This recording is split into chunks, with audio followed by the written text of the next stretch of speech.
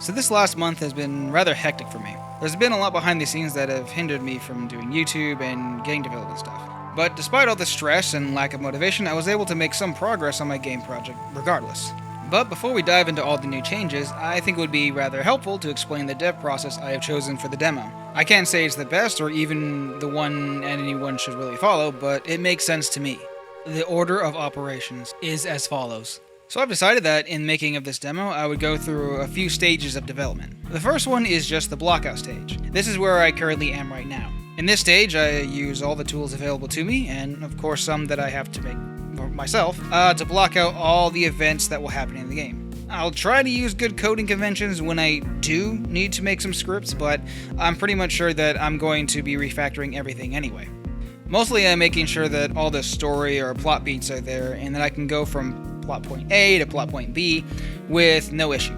This also means that any level geometry that I make will be rudimentary at best, and should easily be editable whenever I need to make some changes. Then after that comes the second phase. Here I would finalize all the main story beats and make sure that the game, works. And then I'd go working on graphics, extra side quests, and, making any soundtracks or any sound stuff that I may need. Just kind of make it look better. And then finally there will be the polishing phase. This late phase will be refactoring any code that I haven't already to try to make things work just so real nice. And then adding cutscenes and making my dialogue sequences look better and play better with nice camera angles and sound effects and whatever else I need for the occasion. Then after all this is said and done, I can go ahead and let people know that, hey, it's done, and then it will be released at X time, and then release it early or something, because why not? And I can't really tell you how long this is going to take. Perhaps I need one more year of development time before the demo is done. I don't know. But when it is done, I should have all the tools necessary to hopefully, make the rest of the game a breeze to make. But who knows? Now that all that is out of the way, let's go ahead and look at what I have done for Phase 1. Let's start with something a bit complicated. NPC AIs. And I'd like to introduce you to someone who has been helping me test the AI functions. RG Man. Say hi, Mr. RG Man. Hi. How y'all doing? My name is MRG Man. I'm helping him with NPC AIs. Yes, tell us a little bit about yourself, why don't you? How'd you come to know about this project? Well, I once played a part in one of your old animations you made for a client once upon a time. And when I heard that you were looking for a stand-in for your NPCs because, well, you were not that interested in making any NPCs at that time, well, I just jumped at the opportunity to work with you again. So now I'm helping Mike test out all the NPC logics in the game. It's been an interesting experience. I'm hoping that after all this is said and done, I can land a staying part in the game. Wow, isn't that lovely? My goodness, he's been such a great help, fantastic trooper, playing so many parts and doing so many things while we wait on the actual characters to be made and rendered in beautiful pixelated 3D. So with all that in mind, let us start with our first NPC idea, shall we?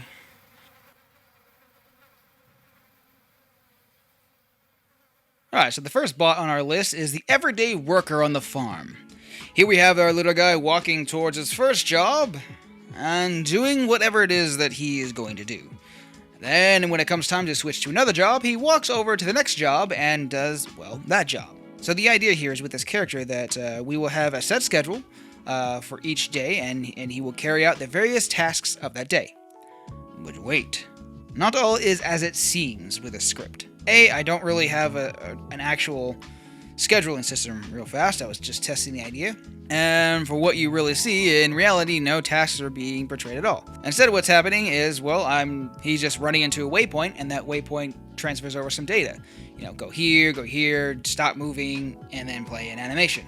That's all that's really happening. And then I have a script that kind of just turns certain waypoint groups on and off whenever I need to. Which in the future, I would very much like for all of my workers, all my NPCs, to be able to travel from scene to scene and carry out their various tasks. But as a testing of an idea, this works out pretty well, and if I can't manage to get that for the demo, this would at the very least work perfectly for just kind of simulating that idea. I'll see about getting that next phase. The next NPC on our list is wonderfully played once again by Mr. MRG Guy, in his wonderful portrayal of the Patrol Guard. This guy's logic comes from a previous project that I never finished, but I was working on at one point. The control script being really the only new addition.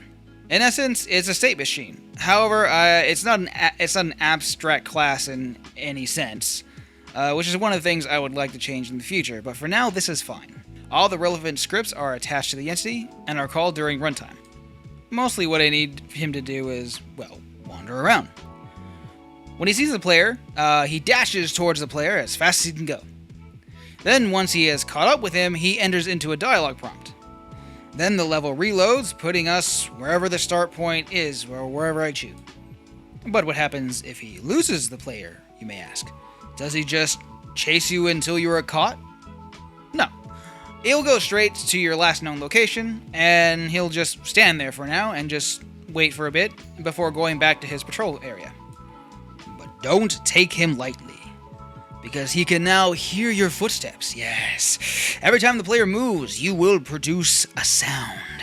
If he can hear you, then he will go to the spot where he last heard you, so be careful. So after getting the patrol guard to work properly, it was then time to move on to some chore assets. I needed some grass to be cut, and this grass could have dual functions as well. See, what if some of the chores that the family wanted you to take care of could actually help you in the game? What if by completing those chores meant that you would potentially make the game harder for you later, ergo add some strategy to the game? I thought this was a fantastic idea, and this was the genesis of the tall grass. You see, the gameplay function of the grass would be to conceal you from all of your enemies, which means in some ways I could have a stealth mechanic in this game, a mechanic that exists purely as a consequence of the game logic that I have written. How does this work? Well, in order for the NPC to even see the player, I had to write a field of view script. This produces an angle, and if the player is inside of that angle and is spotted, well, he would see you, and then he could run after you. This is done through like a raycast system. I figured that this would add some value to something that would otherwise just be a random chore, and would add some much-needed complexity to what I've written so far. And may make you think twice of actually completing that chore. Is it worth it? Is it not? You'll be the judge, and you will live with the consequences of your actions or inactions. Making the physical object was easy enough. It's just a sphere with the with the mesh renderer turned off, and the collider set to trigger, and a script that controls whether or not it has been cut or not, turning those graphics on or off. But getting the player to actually hide in it, and most importantly, for the game to remember that this particular grass was cut whenever you move to a different level, was a completely different story.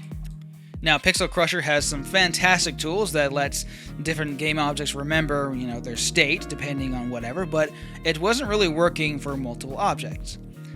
So this is when, which of course was rather a problem. But thankfully, the forums are fantastic. The help is fantastic. So with the help of the forums, I made a script that could actually handle that many objects. And now whenever I leave the scene, voila, it is remembered. It now knows if it's been cut or not, and it is fantastic. Thank you, Pixel Crushers. Blocking out levels. Blocking out the levels was not necessarily as straightforward as you would think. For some levels, it's nothing but a void and some very simple geometry to just kind of say, okay, this is a room, here's a door, there's a door, you can go in, you can go out, bada bing, bada boom, that's all I need for now. Others, I decided that I would like to sculpt it out and, do live playtesting, change things on the fly, so I used Unity's terrain editor. And I chose this because I found a tool that allowed me to export the terrain to Blender. It somewhat works, but it works enough. All I need to do is make geometry over it and export it, and I'll be fine. This meant that if I needed to make any changes to the level, I could, and I can just sculpt everything out, and to me, it worked out pretty well. The levels are still pretty raw, pretty bare, but I was able to relatively, I was able to make a level relatively quickly. I was able to not only test it out, but make any adjustments that I need on the fly. Story-wise, things are working out quite nicely. I've completed, or rather I have set up, all the events for the first half of the demo. Which I guess isn't really that long, but most of the core gameplay will happen on the second half anyway. Plus, when I add some of the side quests, that will kind of make the first section a bit more robust and more rounded, I think. For now, it's function over form, and for the most part, it works very well. Once again, for my quests and dialogue system, I am using the Pixel Crusher dialogue system. And at the end of the day, the game will tally up all the quests that you've done and all the chores that you did or did not complete, and will give you, an ending according to what you have done. I know I have a lot of work to do, but I think this is a good start. And with everything that's been going on behind the scenes, I'm just happy I was able to get this far. After this video is uploaded, I'll get to work on setting up for the last portion of this phase, and we'll see where things go from there. In conclusion, that's pretty much it. I hope that you enjoyed this devlog. I'll be getting back to work on the game as soon as I can. Hopefully life will calm down enough for me to get back to work on videos. I have some tutorials I'd like to do, and of course, the stories will not write themselves. Anyway, I hope you all have a fantastic and wonderful day. Goodbye. And now a special thanks to my subscribe stars. From the Guild of Arbithus. Galazar. A fantastic addition to the guild. Malice. A fantastic scholar of the dark arts. And the rest of the Pauper's patrons. We thank you greatly, for without your support, this would go a hell of a lot harder. Have a fantastic day. Stop laughing at me.